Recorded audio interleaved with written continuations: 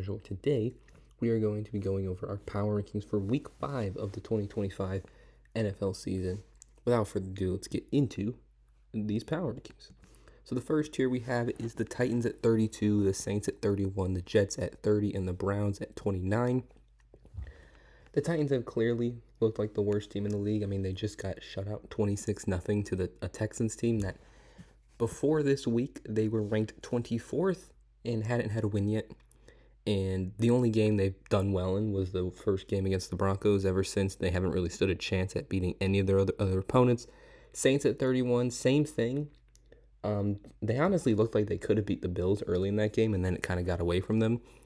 I just think I've given them the nod over the Titans because they've been a little bit competitive in their games. Like, they were competitive against the Cardinals, competitive against the Niners. They looked decent against the Bills early on. So that's why I gave them the bump over the Titans. Jets at 30. They looked good against Pittsburgh week 1.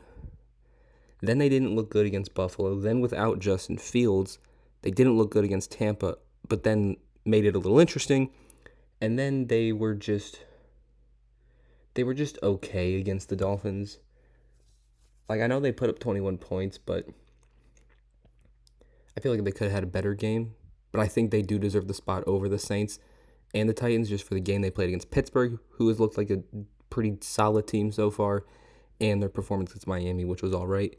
And then Cleveland at 29, they're pretty much above those three teams just for that win over Green Bay, because outside of that, they got blown out by Baltimore, blown out by Detroit, and then I forget who they played.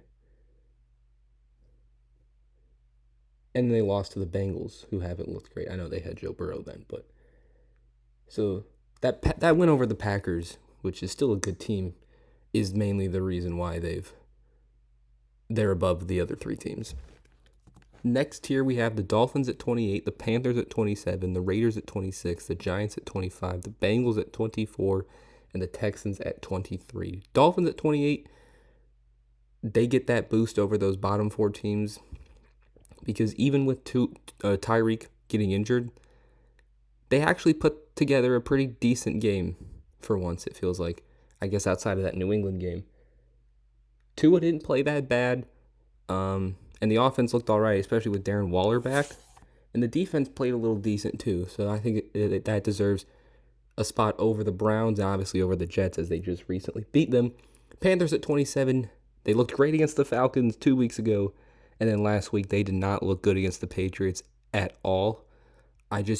Similar to how the Browns win over Green Bay keeps them above the three teams below them, the win against the Falcons is why the Panthers are over the 5 teams below them. But the Panthers and Dolphins play this week, so obviously whoever wins that game will probably be at 27, and the loser will go to 28 unless one team blows out the other. Raiders at 26, they almost beat the Bears, but they lose on a blocked field goal. Geno played pretty decent. Ashton Genty had his first dominant, really good game now. Was it just because they were playing the Bears? Who knows? The defense looked okay. And then they had also the really bad loss to the Chargers last week. I do think they are a little bit more of a competitive team than the teams like Panthers and the Dolphins, which is why they're at 26. But that loss to the Bears moves them down one spot, mainly because the Giants' win over the Chargers plummeted them all the way up to 25. It's really the only reason the Raiders went down is because the Giants deserve to get above them, in my opinion. They beat the Chargers, who I had going into this week as the third best team in the league. Jackson Dart played pretty solid. Now, they did lose Malik Neighbors, so we'll see what they can do with Slayton and Robinson as their top two guys there. But Jackson Dart, Cam Scattaboo is a good little backfield there, and their defense, at least that D-line, continues to be very good. So they clearly, after beating the Chargers, deserve to go to 25. And then the Bengals and Texans are very interesting teams here at 24 and 23. Bengals, I dropped them down 4 spots. I know they're 2-2, but those are with Joe Burrow playing for a game and a half, and they've looked terrible the last 2 weeks.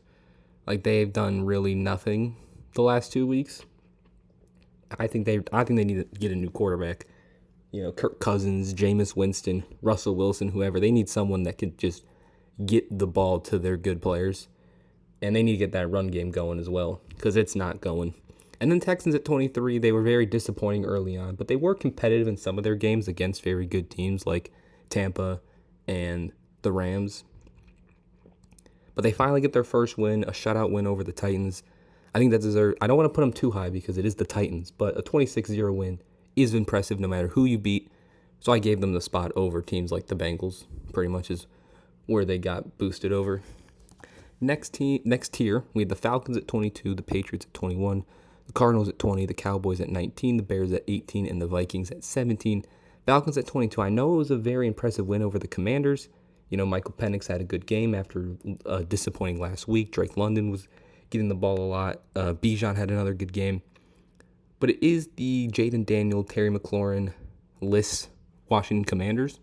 So I didn't want to put them too high for that win, especially considering they just got shut out by a Panthers team that got embarrassed by the Patriots. So I wanted to hold the brakes a little bit on the Falcons, but I do think they deserve to be over teams like the Bengals, Texans, and even the Panthers, even though the Panthers shut them out last week. Patriots at 21, very dominant win over a Panthers team, which we thought could be on the rise after last week. Again, a similar team that I want to hinder my expectations a little bit, but I do think they are in that next tier alongside teams like the Texans and the Falcons and the Cardinals and Dallas and Chicago and Minnesota as these, not the best teams, but very competitive teams. Cardinals at 20. I know they lost to Seattle, but I feel like the only reason they went up a spot is because the Bengals went down 4 spots. The Bengals were at 20, and I felt like, had to go below the Cardinals, hence why the Cardinals got a +1 there. But Marvin Harrison did have a much better end of that game, so we'll see if he can carry that momentum because they need him to really maximize that offense. But the defense, Arizona's defense has played very well this season, so if you can get a little more of Marvin Harrison, Kyler Murray connection going on top of that defense, the Cardinals can be a decent team. I mean, they're still what are they, 2-2, 3-1? They're 2-2, so they're still right in there. Dallas and Chicago don't move at 19 and 18, and Dallas literally tied with the Packers. So their offense played very well. I was really impressed with what I saw from Dak Prescott, but that defense continues to be a problem. But I thought being in a competitive game against a good Dallas team, ending in a tie, deserves to stay at 19. I think they're better than teams like the Cardinals, Patriots, and Falcons. And the Bears at 18, they get a win over the Raiders, but I'm still not quite sure how good the Raiders actually are. And they barely won. They needed a blocked kick. So I think it's fair to keep them at 18 and also keep them above the Cowboys, considering they beat them by a lot of points not too long ago. And then the Vikings at 17. You lose to Pittsburgh after a very impressive win against Cincinnati. But was that win against Cincinnati not as impressive considering what Cincinnati looked like on Monday night? Who knows? I still think Minnesota's a good team. Defense is still very good. And it's just that quarterback position. Everything else they have figured out. It's really just that quarterback position. Next tier, we have the Jags at 16, the Steelers at 15, Seahawks at 14, Niners at 13, Colts at 12, Broncos at 11, and Ravens at 10. Jags at 16. The offense hasn't been the best so far, but that defense continues to impress. They had like 4 turnovers against the Niners with Brock Purdy, with Christian McCaffrey. I know they don't have George Kittle, but they had Pierce. They still had a good amount of players healthy on offense, and the Jags forced a ton of turnovers just like they continue to do all year, and the defense continues to impress me. So I think they deserve, obviously, to be over the Vikings, in my opinion. But I did keep them below teams like Seattle and Pittsburgh. Their offense continues to play pretty good for the most part. They've had their down games for sure, but Aaron Rodgers is having a solid season. DK Metcalf had a very good game against Minnesota. And in Seattle, they don't move mainly because, one, they beat a Cardinals team. Cardinals are in the middle of the pack, and it was a close game with the Cardinals, but I had to keep them over Pittsburgh, in my opinion. And then the Colts and Niners dropped 2 spots each after their individual losses. Niners lose to a Jags team who I did have 17, and I feel like, Broncos got a pretty dominant win. I think they deserve to go over to teams like San Fran. And then Indianapolis, they're still a good team. I still have full faith that the Colts are a good team. They only lost by 7, but it wasn't the prettiest game against a Rams team who is really good. It's a legit Rams team, and I still think they're a good team. They're still top. They're still at 12, and they're still right in there with the teams around them. Denver at 11, as I mentioned, dominant win over Cincinnati. Don't want to give them up too high just because it is Cincinnati, but it was very impressive win. Their first really impressive win of the season. And then Baltimore all the way down to 10 continue to sort of underwhelm. I know they've had a ton of injuries, like way too many injuries. Like they need to stop getting injured. But it wasn't a pretty game against the Chiefs. They're still number 10 and they're still a very good team.